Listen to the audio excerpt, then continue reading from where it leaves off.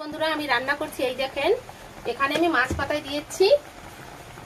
এই দেখেন পাতায় মাছ, আর এখানে এখানে আমি ঝোল টক রান্না করছি।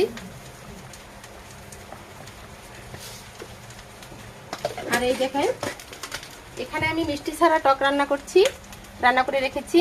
আর এইখানে আছে আলু দিয়ে মাছের ঝোল, এটা আমার ছেলেরা খাবে, ওরা অন্য মাছ খায় না।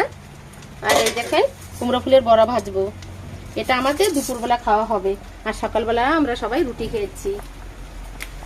এই দেখেন বন্ধুরা মাছ পাতাটা কেমন হচ্ছে, আর আমার এই মিষ্টি টকটা কেমন আপনাদের কাছে লাগছে কমেন্ট করে জানাবেন।